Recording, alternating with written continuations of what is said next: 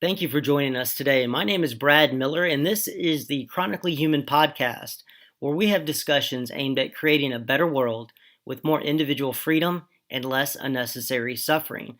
Our guest today is Erica McBride Stark. She is the Executive Director of the National Hemp Association.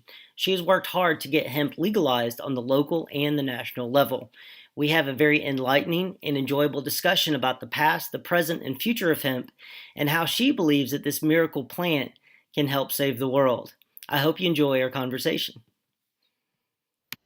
Thank you, Erica, for being on the Chronically Human Podcast today. I appreciate your time. My pleasure, and thank you for having me. Excellent. I think my audience is excited to hear about the great things that are happening in the hemp industry, especially with the passage of the Farm Bill. Also, I think a lot of people aren't aware of the history of hemp and how that ties in with the founding of America.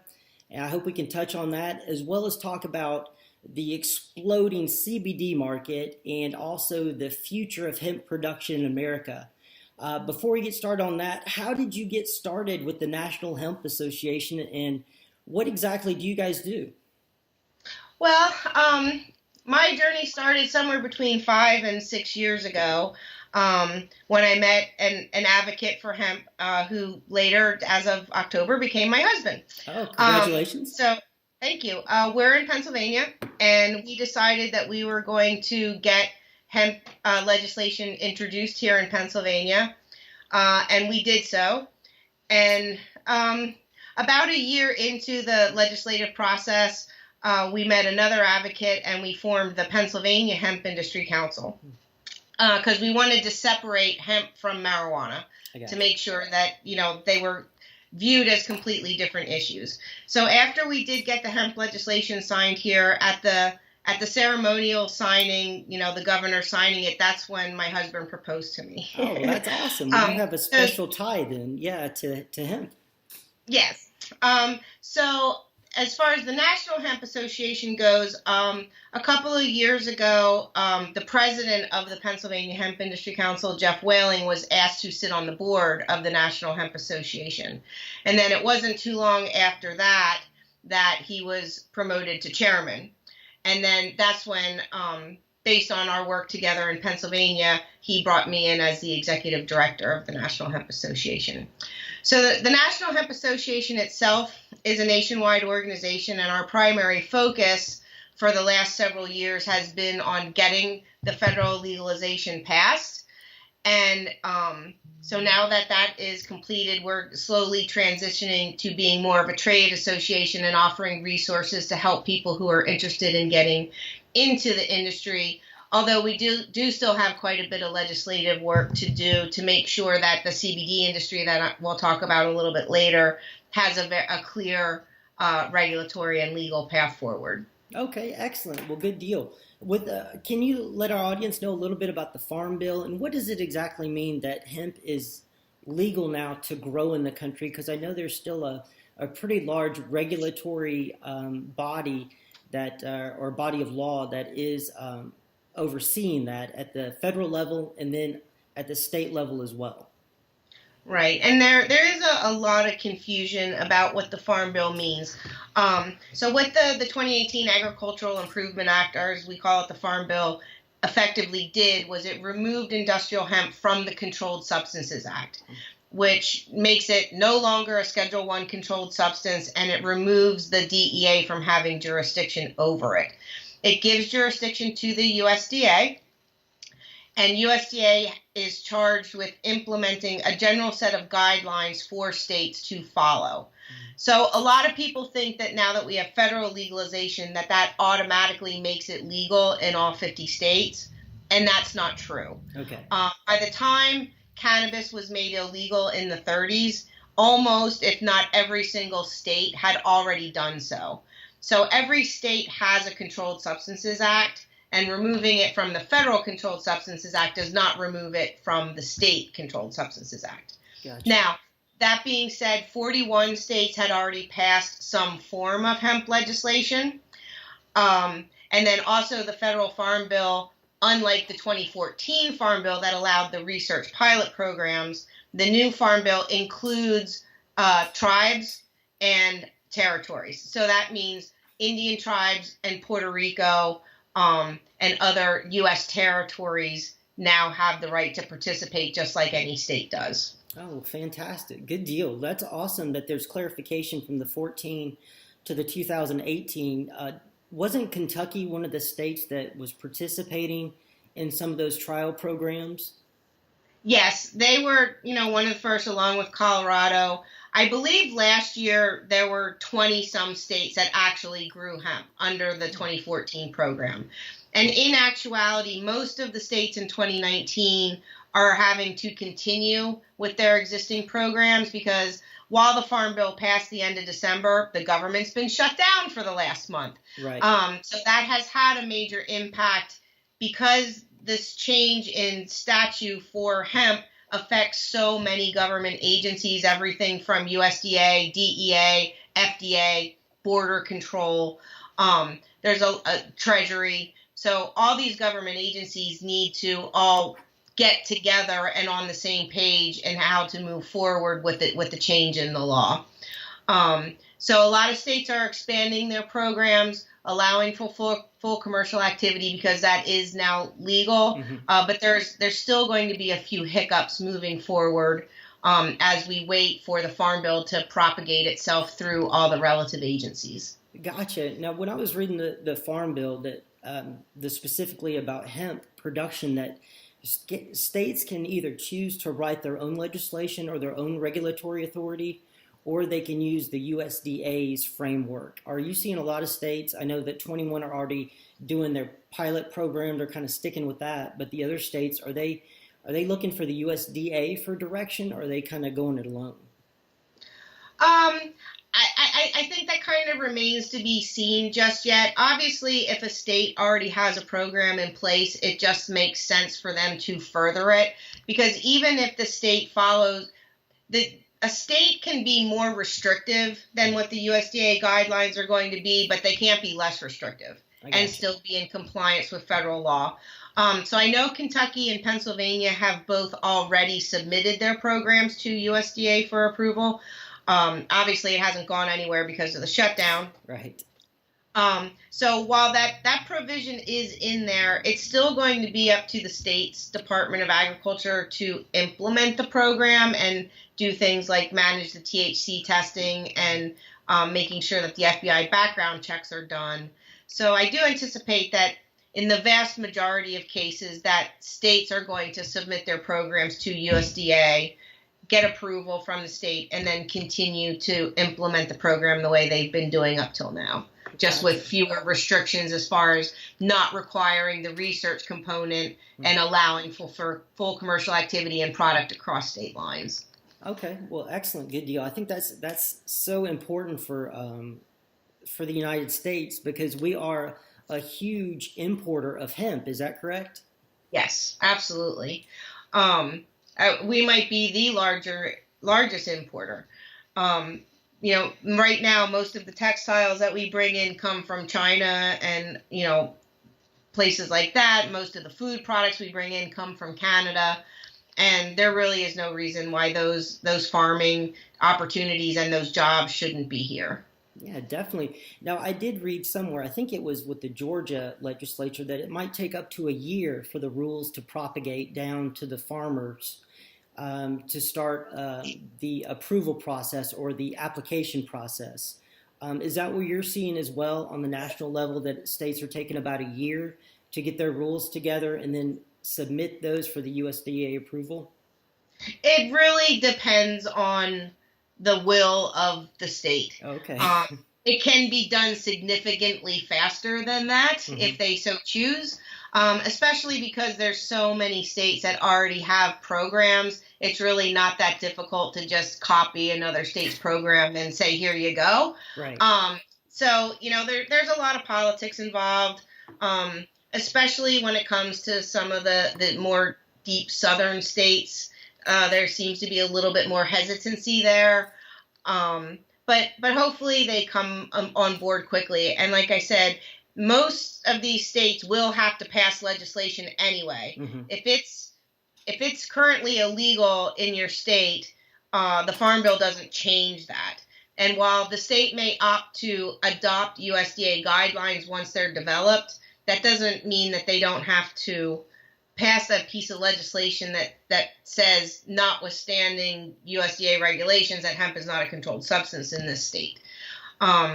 So again, it depends. It depends on the state. It depends on the will of the Department of Agriculture. It depends on the funding that's provided to the Department of Agriculture to actually have the staff to implement programs.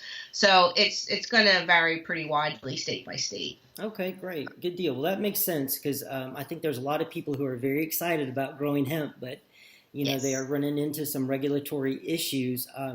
What are you seeing as far as people who are already growing hemp? Are they having issues with any kind of pesticides or herbicides, or is there I don't think there's an organic program yet certifying hemp. Is there in the United States? No, there's not. But that should change very rapidly because the only thing that was preventing full organic status for hemp was the fact that it was a controlled substance. Okay. So now if you're growing on certified organic land and you can obtain organic seeds, there's absolutely no reason why hemp cannot be certified organic because those barriers have now been lifted. I'm sorry, what was the other part of your question? Sure, that was it. It was basically about the barriers to that, and that are, because I was reading somewhere that they were saying that hemp is a pretty intensive crop to grow with a lot of inputs. Is that what farmers are finding, or is it, because there is an idea that it is weed that'll grow anywhere, but I've read also that there's a lot of agricultural inputs like fertilizer that needs to be done. Well, again, it's going to vary by region. Mm-hmm. And, a lot of things change. Like in Pennsylvania, we had brought in a varietal from Canada that they said would grow 8 to 10 foot tall. But in reality for us, it grew to be between 12 and 15 foot tall. Oh, wow. So there are very, very differences. So yes, it is true that it's called weed, and it is true that it grows basically anywhere. But having it grow and having it be a commercially successful crop are two different things. Mm-hmm. So there is, a lot of people have complained over the last several years, oh, why do we need research? We've been growing this crop for thousands of years. And, well, this is why we need research. Different varietals are going to perform better in different areas of the country and different soil types and things of that nature. So far, there are no herbicides that are certified for hemp right now. The nutrient requirements are very similar to winter wheat. Okay. So it's not that intensive, and I've known plenty of sites that have grown it without adding any fertilizer at all. Mm-hmm.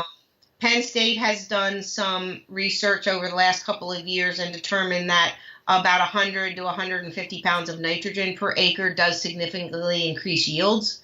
But again, this is where different varietals will need to be tested in different regions of the country to see what performs best there.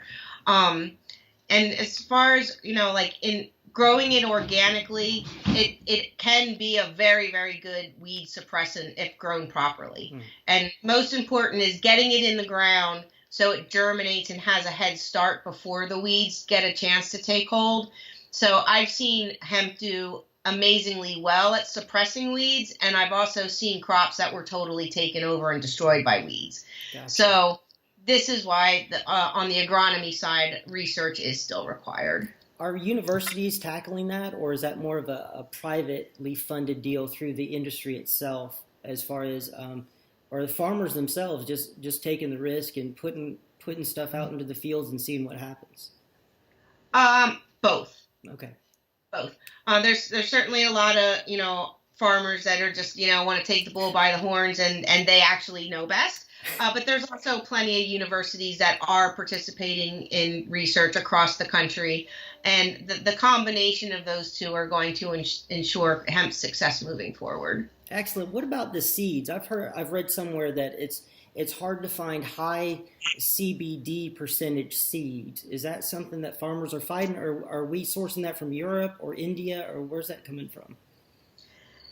CBD seeds have been challenging for a lot of states, where those states up until now were forcing farmers to import their seeds through a DEA permit from other countries. Okay. And other countries have not been really willing to share their genetics with the United States. Go figure. Right. So that being said, there is a good supply of genetics within the United States. There are plenty of high CBD varietals out of places like Kentucky and Colorado. And now that the Farm Bill has passed and interstate commerce is possible, it should remove a lot of the barriers as far as getting genetics to farmers. Now, that being said, there's a lot of reputable companies out there, and there's a lot of horror stories that I've heard as well. So, like, I try to be straight up with everybody when I talk about hemp, because on the one hand, I want to encourage everybody to get involved, but I also think it's vitally important to stay realistic about it as well. I've seen people that went from never growing it before to growing hundreds and hundreds of acres, investing $25,000 in high CBD seeds that were supposed to be feminized. Right.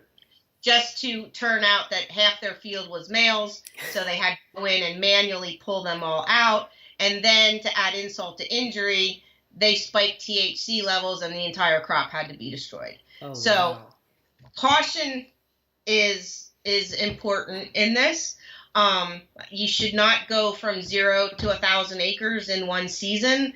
Mm-hmm. Anybody that's going to do it for the first time, I recommend, whether it's for CBD or fiber or seed, mm-hmm. Start small. Grow a few acres, try out a few different varietals, see what works best for you, get some experience with the crop, and then expand the acreage.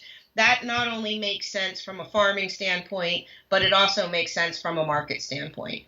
Now that we have the floodgates open, so to speak, the market is also going to flood. And if we're not careful, we're going to have a really big imbalance. So we need to ramp up quickly, but we need to do it methodically and keep supply and demand in balance so everybody is successful along the way.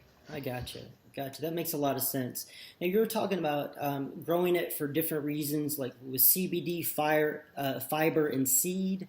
What's the difference between those hemp varieties, or can a farmer grow all three with the same seed, or do you need specific strains for each of those?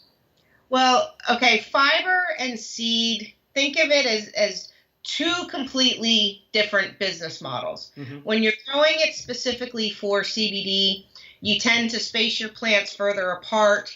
Those plants get bushy, more like Christmas trees. Okay.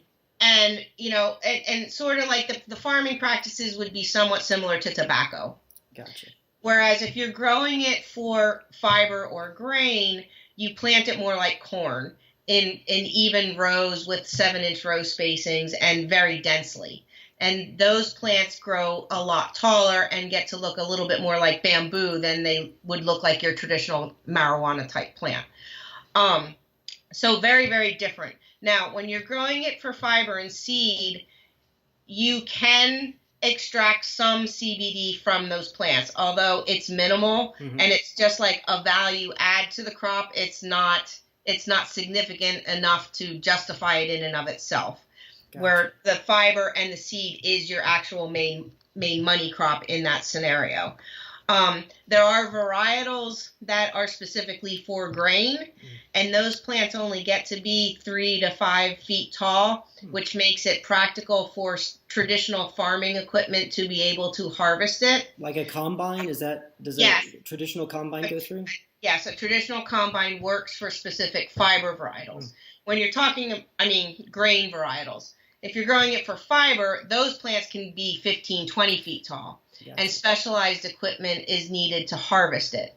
So those plants do have a significant seed yield as well, in addition to the fiber, but that's where we need the infrastructure for the harvesting equipment and the decortication equipment. That is what takes the stalk and breaks it down into its raw materials. And then you can use it for fiber, for clothing, and for different applications then, right? Different applications, yeah. Textiles is actually probably not going to be a dominant market for the fiber. Okay. Primarily, we're looking at the outer bast fiber being used to make car parts. Like BMW, Volvo, and Audi all use hemp in their car parts in Europe. Okay. And so when you talk about supplying the American auto industry, that's when significant acreage is going to be required.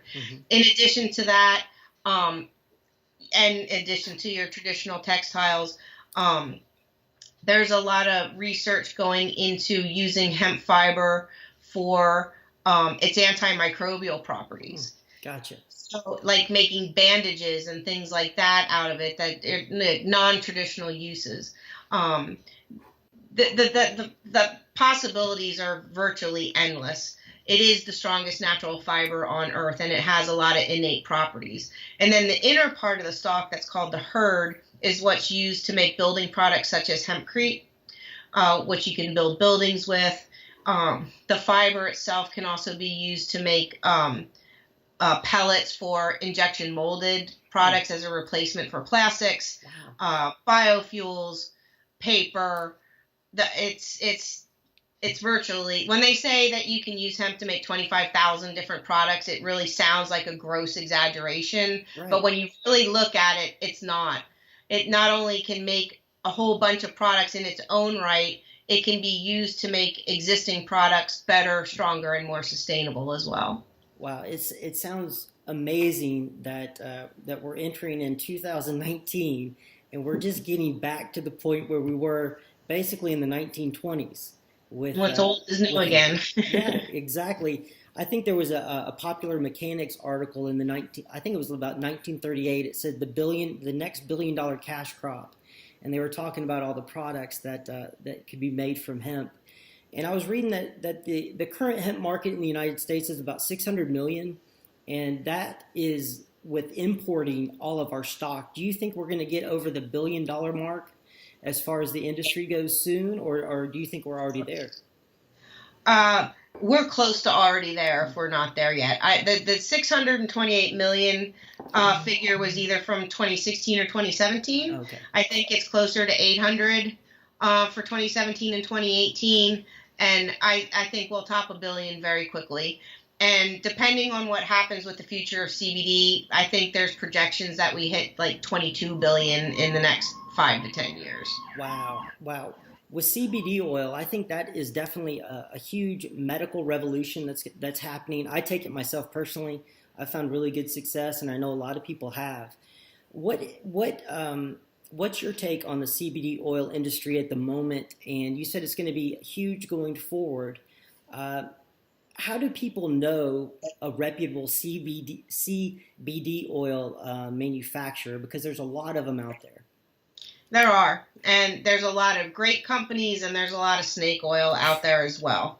And, right now, it is challenging for consumers to know what they're buying and to be protected. And it is why we do need a regulatory path forward through the FDA. But there's challenges with that as well. But for the now moment, the best a consumer can really do is look for a company that posts third-party testing data. Okay. Not their own lab results, but somebody who sends their stuff to a third party for testing and has the ability to track their product by batch. That is typically a good sign that it's a reputable company. Okay, great. Well, that's good advice because I know a lot of people are buying that right now. Definitely. You're seeing on the internet, tons of companies are cropping up on Instagram, Twitter, everywhere. Yes. Do you guys have any generally are good manufacturing processes or anything like that in the industry currently that you guys keep a track of who is following those good manufacturing processes?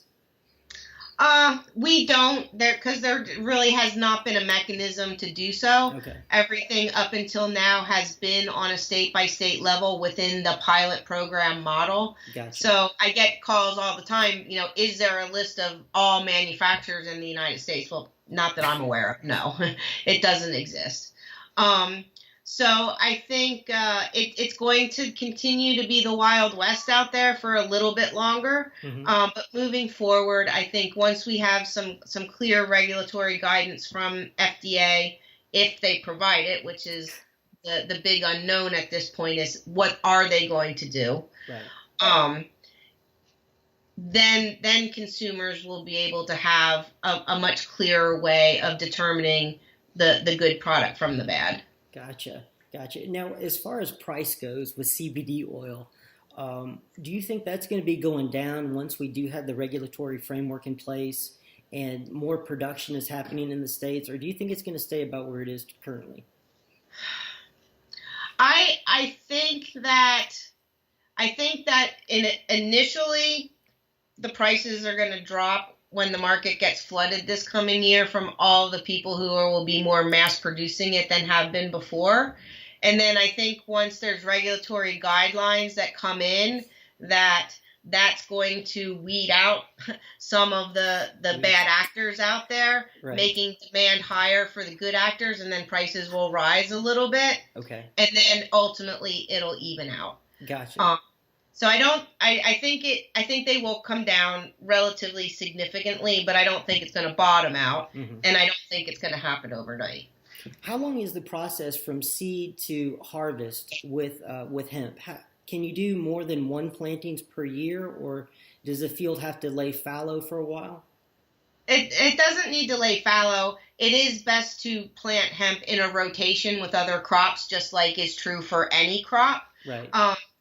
From seed to full maturity is somewhere between 110 to 120 days. Oh, wow. So in more temperate climates, while it is possible to get more than one planting in a season, it's not necessarily advisable because the cannabis plant the flowering process is triggered by the light cycle, not by how long it's been germinated. Okay. So if you plant hemp either right at or any time after summer solstice, as soon as it germinates, it's going to try to flower. So all of the energy will be going into flowering versus going into the vegetative growth. So your second crop will always have a significantly lower yield than your first crop. Okay, that makes a lot of sense, definitely. Now, what would you give as far as first-time farmers? I know you said to start small and so you can develop what works best on your land as well as develop a market. What about, I see you've got a friend back there. You've got, who's that? Yeah, sorry. That's fine. What's the name of your cat? This one is Scarlet. Scarlet. Okay, great. Well, it's good to have Scarlet here as well. As far as first-time farmers go, keep it small. Find the strains that works well. Do you advise planting a bunch of different kinds or just focusing on that one type of seed per year so you can get a feel of how it's doing on your property? It sort of depends on what the end goal is. Like I would say if your ultimate goal was like, you want to get into CBD production. Right. Then try 4 different varietals of CBD strains. If you think you want to go fiber and grain, then you might want to mix it up and grow 2 fiber varietals and 2 grain varietals or, something like that. I think you do definitely, because they're so different, that differentiating your idea and your business plan for fiber grain versus CBD is an important first step. But then once you've made that determination, there's hundreds of varietals that can be experimented within those segments. Okay, so there's going to be a lot of experimentation in the next 5 to 10 years to see what works best for folks. And what about the market for the raw agricultural product? Is there a market here in the States that is already mature enough to handle the production that's going into place right now? Or is there going to be a lot of investment that's going to be needed into the physical machinery just to turn it from plant to product? Again, the answer is slightly different depending on whether we're talking fiber and grain versus whether we're talking about CBD. Right. CBD production does have a significant amount of infrastructure already in place because people have been doing it for many years, and obviously the CBD industry has grown quite large already.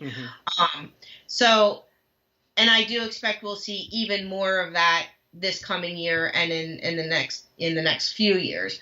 The fiber side of it is where we are in serious need of investment in infrastructure. It really is the bottleneck, but I also firmly believe that that's where the future of this crop is going to lie. Once we can get fiber production from farm to factory in full swing, that is going to dwarf the entire rest of the cannabis industry combined, including adult use and medical. Wow.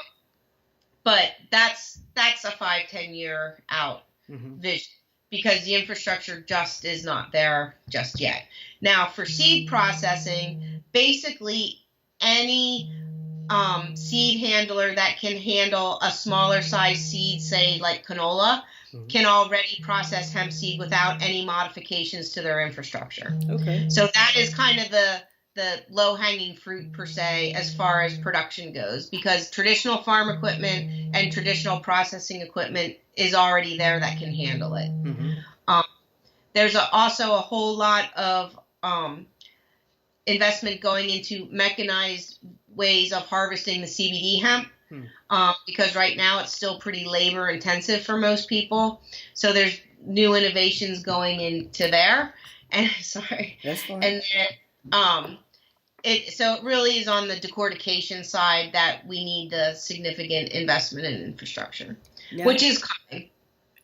That's great. That's good. Do you think that you speak of the decorticator? Now, there's maybe an apocryphal story of why marijuana, cannabis was made illegal back in the 20s and 30s, that it was William Randolph Hearst. I'm sure you've heard this many times. And the more research I do on that, the more I'm like, I'm not sure about that, as being that hemp was going to be a replacement for paper. And that's kind of why they pushed it, or they pushed for legislation to ban it. What have you heard about that, or have you looked into that at all? I have.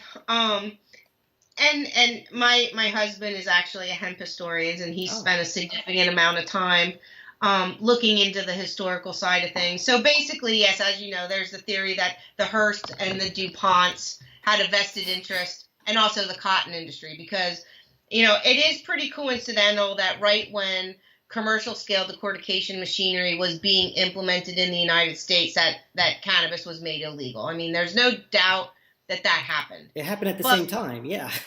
Happened at the same time. And it also was the fact that reefer madness was sweeping the country, and there was this, intentional movement and propaganda to demonize not only Mexicans but African Americans as well. Right. And making marijuana the demon that made white women want to sleep with black men, and made people go into murderous rages, all that types of nonsense. Right. So now it could be either one of those. It could be a combination of both. It's really hard to say, and the truth is, I don't think we'll ever know the truth of it. But the fact that it's taken us more than 80 years to have reason prevail over nonsense is sort of a little bit discouraging. But we're here now, and we need to push forward and bring back all of the benefits that this crop has. And it's hard as an advocate that especially one that's done it for so many years, to not be like over the moon about it. But like, I think it was Jack Herer that said, I don't know if hemp can save the world, but it's the only thing that can. And I actually personally believe that as well. When you talk about climate change, if we're growing hemp on an industrial scale to the point where we are replacing paper products with hemp, where we are making car parts with hemp, and we literally have millions of acres of hemp growing across this country, that's when we're going to see a significant difference, because hemp sequesters so much CO2 just during its life cycle. And then when you build a building with hemp, not only does it sequester the CO2 during its cultivation, it continues to sequester CO2 as the end product for up to 100 years. So it's not just like a bunch of hippie tree huggers saying that this is going to save the world. Like, there is science that backs it up. But we have to get to that full-scale commercial activity before we start actually seeing those real-world benefits as far as the environment's concerned. Well, you talked about it taking 80 years to get back to basically common sense and reason when it has to do with hemp. I think people really don't understand about how tightly intertwined the history of hemp in the United States goes together. That back when the colonies first started, people were actually required to grow hemp and send it back to England. Now, Yep. can you tell us a little bit about that, about how hemp was valued so much as a commodity, and then why do you think, we talked about a little bit, why it got banned? Well, I'm being from Pennsylvania, the original capital was here. Right. William Penn, when he founded Pennsylvania, the first act that the Pennsylvania legislature enacted was an act for the encouragement of growing hemp.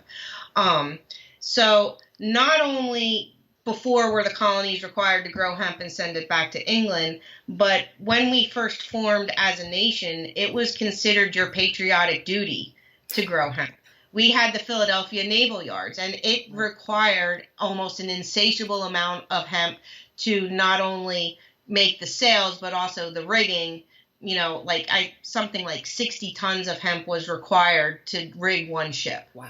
So, and not only that, they, in these northern climates, the only fibers we had were hemp, flax, and wool. So every farm had sheep, they had a patch of hemp, and they had a patch of flax, and that's what they used to make their clothing out of.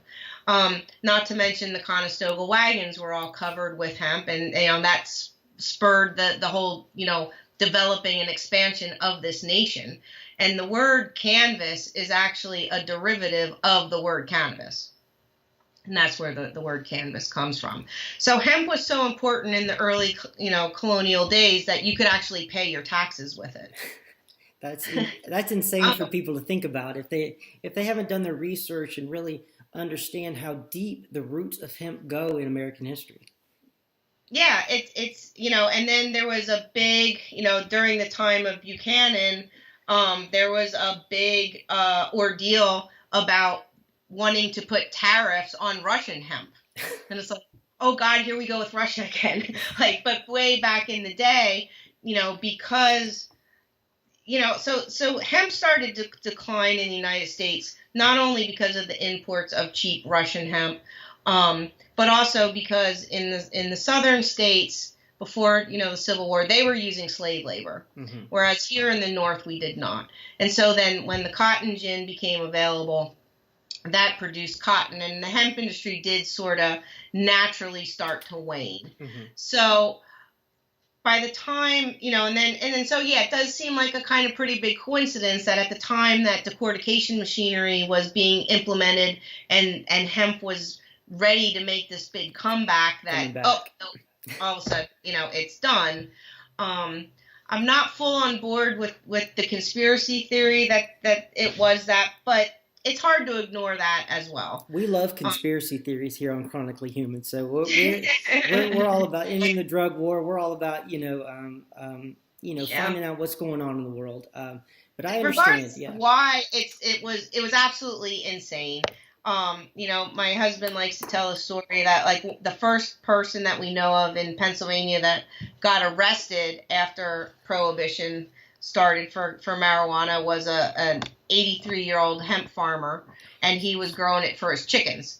And he said, he had no idea it was illegal. He always grew it. His grandfather grew it, and he had no idea. And that, he was one of the first people to get arrested after it was banned. It's definitely insane about the prison industrial system that we live under now, and about how many people, millions and millions of people, have gone to jail over marijuana, as they like to call it. Now, as far as the terms go, I think there's a lot of confusion with marijuana, hemp, and cannabis. Can you kind of clear that up for folks about the confusion surrounding those words?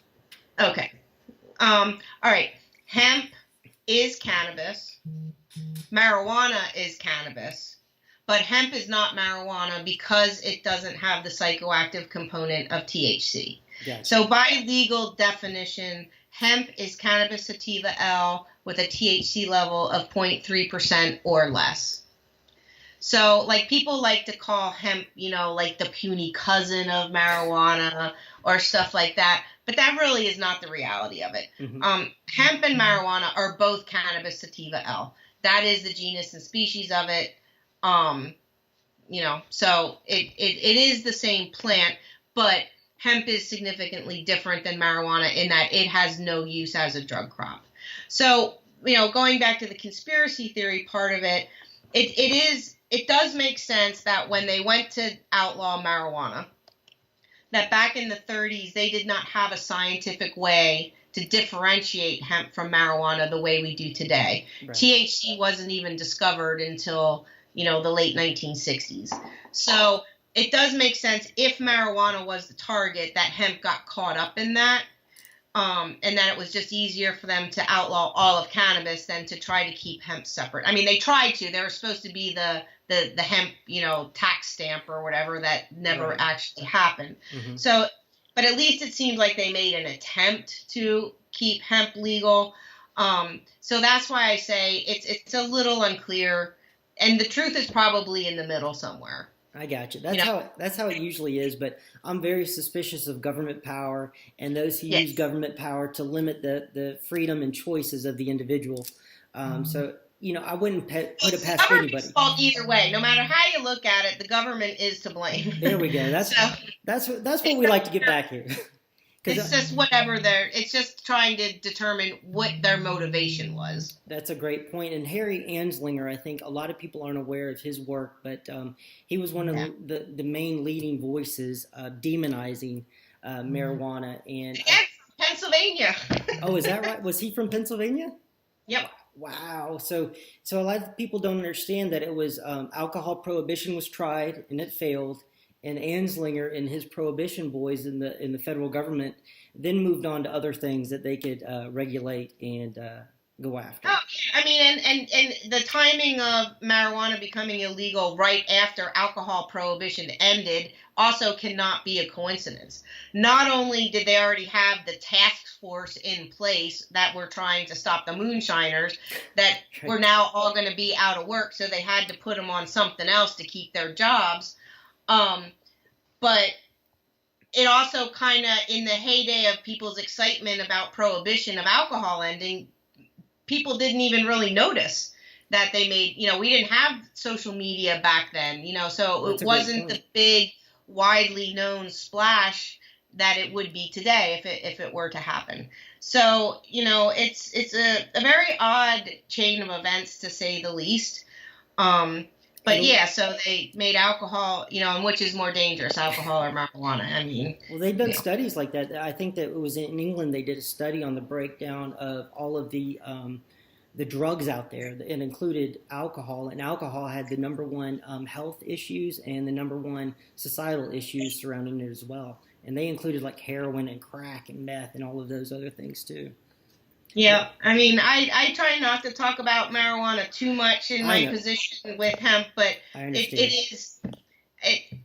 obviously you can tell how I feel about it. It is all connected, and I think too, the words really make a difference, because when they were doing the Marijuana Tax Act, there was a doctor with the AMA, and he was saying that most Americans didn't understand that it was that marijuana and hemp were going to be banned at the same time, that marijuana was covering hemp, and there was a lot of confusion around that.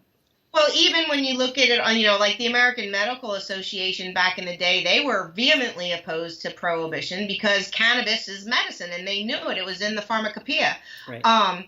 So not only, so when they they outlawed marijuana, and they didn't let people know that meant that they were banning cannabis and that they were banning hemp, because words do matter. Mm-hmm. So it was easy for them to demonize marijuana because it's a foreign sounding, scary word. Right. And not educate the people to know exactly what they were like getting on board with. So it's a shame, and we've lost. Think about where we'd be today if that never happened. All of the high-tech applications and things that we know that hemp can do to benefit the environment in consumer products and farmers, where would we be if we hadn't lost 80 years? It would be a different world, in my opinion, too, because a lot of, like with the Great Garbage Patch that's off the coast of the Pacific, they say that 45% of it, I think, is fishing gear. And I don't know if those ropes were made of hemp that they would actually eventually biodegrade. I don't know enough about that, but that's just one example of maybe something that could have they absolutely would have eventually biodegraded. Absolutely. Yeah. Certainly not like nylon that will be there forever. Right.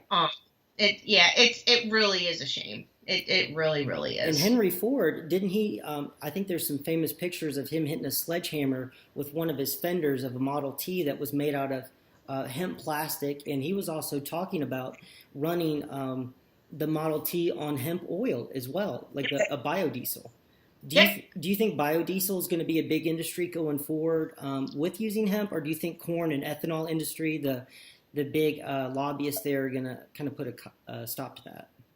I don't know. I've heard competing theories about that. Some people say that the fossil fuels required to actually convert hemp into ethanol is actually using more fossil fuel than it's actually worth. Like corn, like I've read those stories about corn that Right. it takes more And when input. you think about the value that hemp has in as far as the seed itself, I mean, it is arguably the most nutritious seed on earth. Mm-hmm.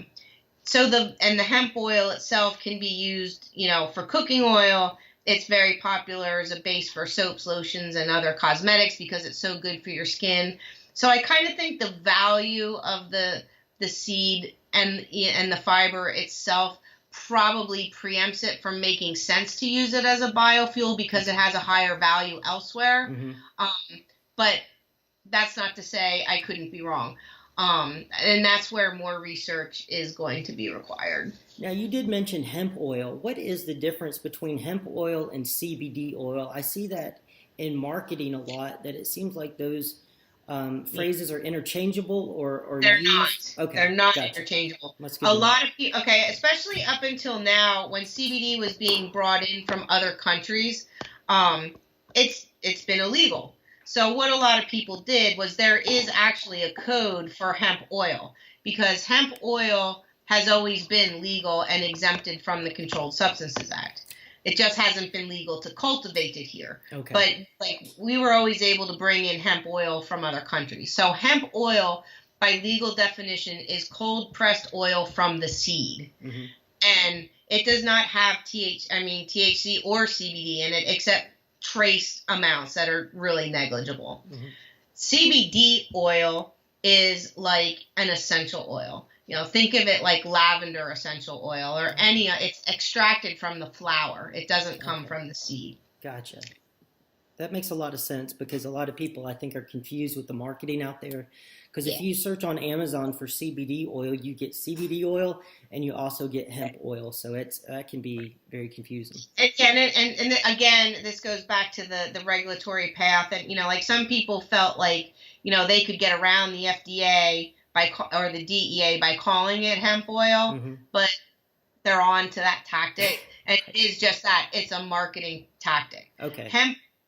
True hemp oil from the seed is used for cooking and it's used for cosmetics and things like that. It's not used for medicine. Do you know the smoke temperature on hemp oil? Is it something good for frying, or is it more for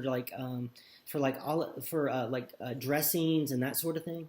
It's great for dressings, and you can do a light saute, but it does not have a high oleic value. Okay. There is a university in York, in England, that is working on a varietal that will have a higher value that would be suitable for frying, but right now it's only suitable for dressings or light sautés. Now, you talked about hemp seed being one of the most nutritious seeds in the world. Is that because of the protein? Is that because of the protein content, or is it because of the other minerals and vitamins in there? It's a combination of the fact that it is not only very high in protein, but it's a very easily digestible vegetable protein. Okay. Most vegetable proteins aren't that easily digestible. And on top of that, it has a really heart-healthy balance of omega-3 and 6 fatty acids. Okay, so it's good to incorporate into your diet. I know I've eaten it before. I've enjoyed it. Put it in like smoothies. I think a lot of people might do that. And also hemp milk. Where does that come from? Does that come from the seeds as well?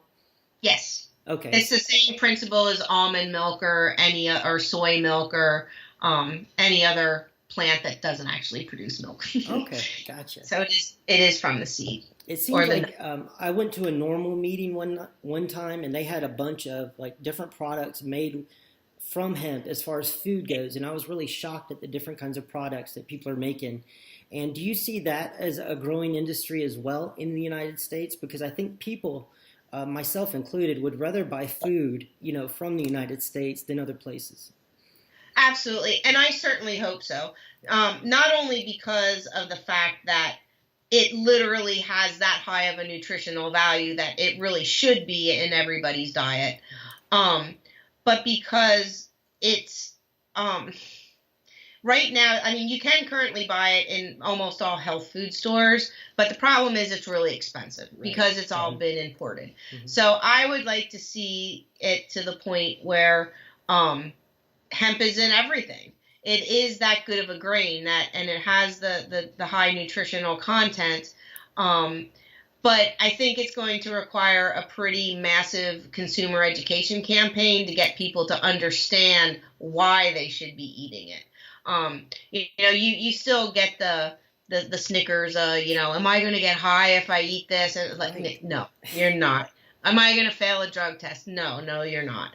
So there is still that little bit of stigma to it that I think is going to hinder things. Now, things are changing rapidly, which is definitely a good thing. And with mass productions, prices will come down and make it more reasonably priced. But the hemp seed, once you press it for the oil, that seed cake that's left over from that process is what's used to make like hemp protein powder. Oh, and it can be further refined to make baking flour. So really, it has so much potential for food products that's literally untapped at this moment. It'll be a huge segment of the market, not to mention for animal feed. That has to go through a different process through the AAFCO and the FDA to get certified as animal feed. Mm-hmm. There's a lot of groups in the process of submitting those studies to get that approval, but that's going to be a huge market in and of itself. I never thought of that.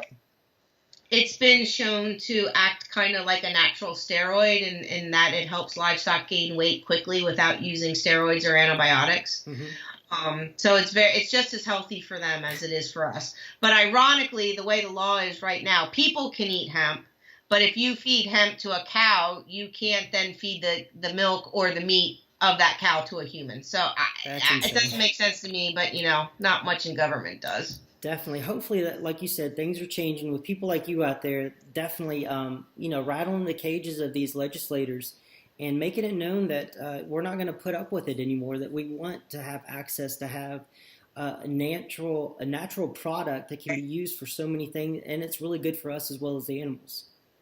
Yep, absolutely, and the environment as well. And the environment, exactly. It's a win-win-win. So it's commercially viable, so it's good for the economy. It's great for farmers as a cash crop. It's great for animal feed, great for human feed. You can build with it. You can use the oil. It makes a flour and a milk product. So it's hard to argue against hemp. Now, do you guys go ahead?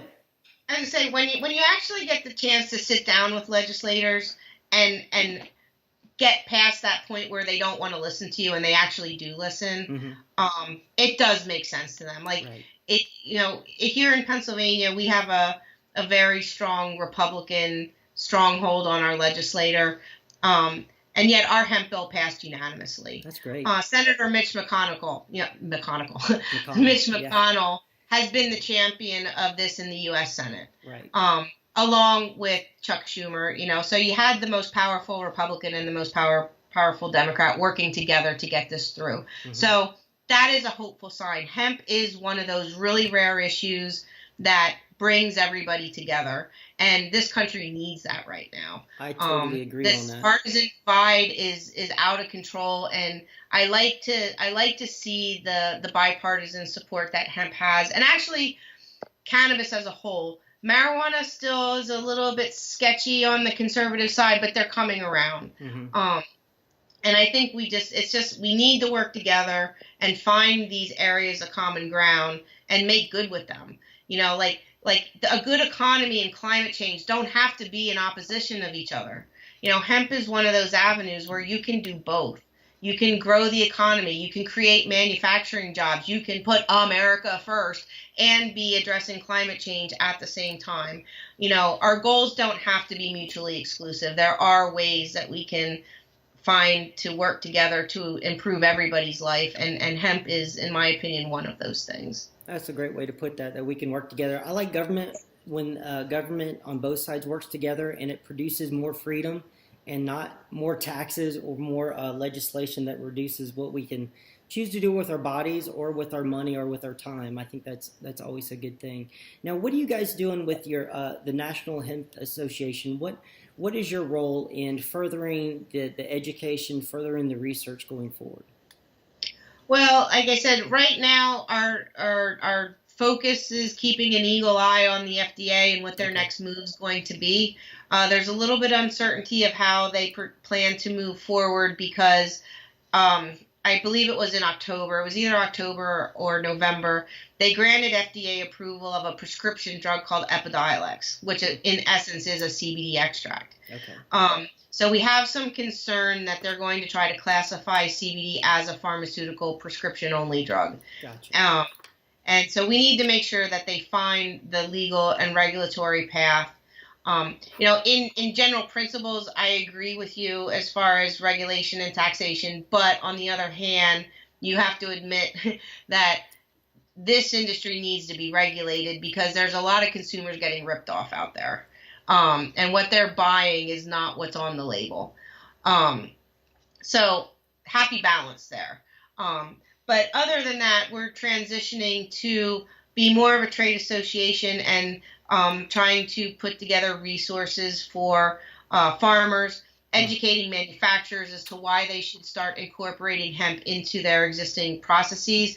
Because it's not even so much that people need to sort of like change their entire business model to incorporate hemp. Right. For an example, if you make a composite board, a company has researched and discovered that if they replace just 5% of their wood pulp with hemp fiber, that it increases the strength of that board by 15 to 18%. Wow. So it's not like, and that's why I said it's not like we have to replace everything, but if you think about just replacing 5% of the wood pulp that's used in making MDF board and using hemp, how many trees does that save? How many farmers does that increase their livelihood for? So it's things like that. We don't have to do it all at once and we don't have to reinvent the wheel, right. But we need to start educating consumers on why they should be buying products that are made from hemp, because initially they are going to cost a little bit more than traditional products. Right. But I think the market will bear that when the proper education gets out there. I totally agree with that. And then eventually once we get to full commercialization, prices will drop down and the price points will be comparable, if not better, than traditional products. But we have to walk before we run. Well, I think that's a great way to put it, that, early adopters do pave the way for mass production on a lot of things, like with TVs. When flat screen TVs first come out, people paid. I remember somebody paid like $20,000 for like a 42-inch flat screen, and now you can get them for like $400. So I think that's a great way to put that. Now, Erica, where can people find what you guys are doing and connect with you if they do have if they want to get more information about hemp or even becoming a farmer and starting their own hemp farm? The easiest way is to contact us through our website at nationalhempassociation.org. And yes, it's all spelled out and it's really long. But from our website you can find our phone number, our email address. There's a web form that you can fill out. We have a whole bunch of educational resources on our site. And then also the opportunity to become a member and help us help you. Excellent. What does membership entail, Erica? What would be the benefits if we were to join? Well, it sort of depends on what level you're interested at. If you join at an individual level, which is like $50 a year, that more helps us. I got you. Memberships are our only source of income. We don't buy or sell anything, and we don't sell or rent our email list, even though we get asked to all the time, but we don't do that. Right. So literally, membership is the only thing that keeps us financially afloat. On the business level side, we have 3 different levels of membership that have different benefits that help companies promote their businesses, with logos and links on our website, the ability to send direct emails out to our database of 16,000 people, So we have different mechanisms to try to make membership a win-win for both sides, where, we obviously get the benefit of our only source of income, Right. But we do provide value to the businesses as well, in advertising and different promotional opportunities. Well, fantastic. Well, I really appreciate what you guys are doing at the National Hemp Association. I appreciate your time today. Stick around for just a minute. We're going to close out here. But I think what you guys are doing is great, and that people should really consider going there. If they want to see the hemp industry grow in America, consider becoming a member. That $50 a month can go to research, can go to help getting the word out and educating the public about why hemp is so awesome. Appreciate that. Thank you. Yeah, definitely. Thank you, Erica. You have a great My night. pleasure. You too.